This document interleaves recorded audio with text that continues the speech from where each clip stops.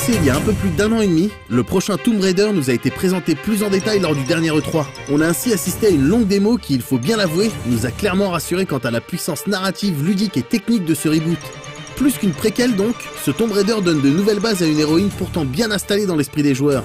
Et c'est Noah Hughes, le directeur créatif de Crystal Dynamics, qui nous explique ce nouveau setup. It's absolutely a reboot of the Tomb Raider franchise.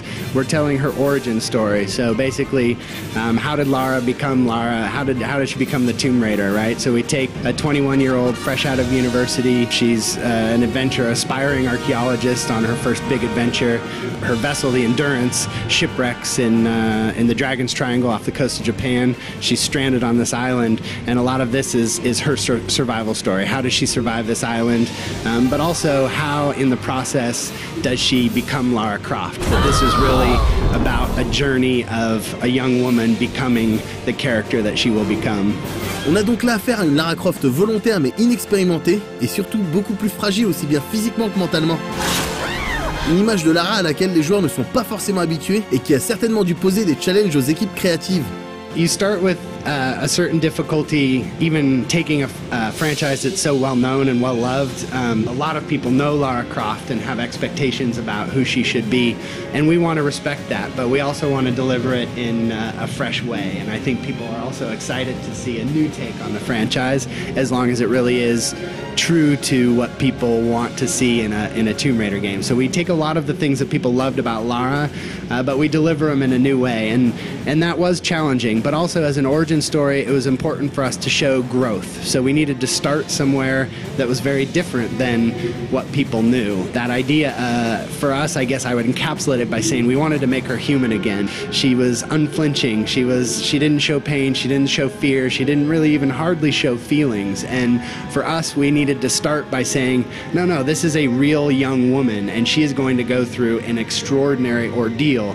And for you to empathize with that situation, you really did need to believe that she was human to begin with. But the exciting part, I think, is as much as some of the early glimpses here feel very different, that I think what's fun about an origin story is you kind of know where it's going, and it's exciting to see little by little that character become the hero that you expect her to become. Malgré ce nouveau départ, l'équipe a tout de même tenu à garder quelques éléments caractéristiques de la série, aussi bien dans le personnage que dans les idées de gameplay. First of all, we started with Lara Croft, right? That we really wanted, although this is very early in her arc, she's only 21, she's not a hero yet, the things that we loved about Lara Croft are still there inside of Lara. So she's brilliant, she's athletic, she's absolutely driven, right? She has an indomitable will, and nothing will break her. This island won't break her, right? And these are things that are aspirational about Lara and have always been. Also, just from a gameplay perspective, I've loved Tomb Raiders because they do offer more variety than a lot of games. I mean, action-adventure as a genre in general mixes up gameplay types well, I think. So we have puzzle solving and platforming and exploration and combat. So it was important to us, although we were looking at it all through a new lens, that we really delivered the palette of flavors that people like in a Tomb Raider game. And I think the balancing act for us is to feel both familiar and fresh at the same time. And I hope that when people get to experience the game, that's kind of what's coming through for them. En termes d'idées fraîches justement, on apprécie cette dimension survie qui ne s'exprime pas uniquement qu'à travers l'histoire, mais aussi grâce à de nombreuses idées incluses dans le gameplay, comme nous l'explique Noah. Survival informs our game on many levels, right? So thematically, it's always there. In the demo you saw, we have the opening situation where it really is woman versus nature, that she's got to do whatever it takes to survive in kind of a traditional survival situation. But later, the island challenges her more and more. But also, in addition to that, the narrative and character development, that we do want to provide it through gameplay. So in the demo, you see things like hunting, that's a gameplay system that's important. Sorry. Also, in the base camp, you may have seen the survival skills. So that's something where not only is Lara growing emotionally, but the player's growing from a gameplay perspective, and they even have some choice into how they want to grow. So what skills am I going to upgrade next? So just as an example, I think we had arrow retrieval. Resources are fairly scarce on the island, and arrow retrieval becomes important because if you put a few arrows into an enemy or an animal, you'll be able to retrieve those, and that that's a skill that is meaningful. Another one that we had in the early demo is hunter. So if you do like hunting, that the survival instinct will now highlight those animals in the environment and make it easier to hunt.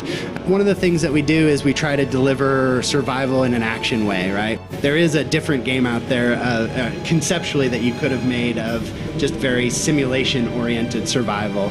For us, we wanted to always keep it active. We did want to deliver those core themes like hunting, and the other thing that we showcased a little bit is the salvage system. So Lara starts with nothing, and she's got to basically build her arsenal of gear and weapons. So you see her get her first bow, but ultimately she'll be able to salvage items, broken weapons, and things, and upgrade her gear. And those not only make her more powerful and again sort of cater to player choice, but they also intersect gear gating. So as her gear becomes more powerful, she'll be able to access new areas, and that really plays into our larger game structure, which is sort of a hub-based structure. We definitely aren't doing an open world, but we do want to cater to exploration and sort of player-driven experiences as well. So we use hubs, and then as Lara comes back through hubs that she's been to, she's more powerful and she has more gear, and that's really gratifying. Prévu pour début 2013 sur PC et console HD, on imagine qu'on aura d'autres occasions de revenir sur ce reboot de Tomb Raider qui pour le moment nous fait méchamment saliver.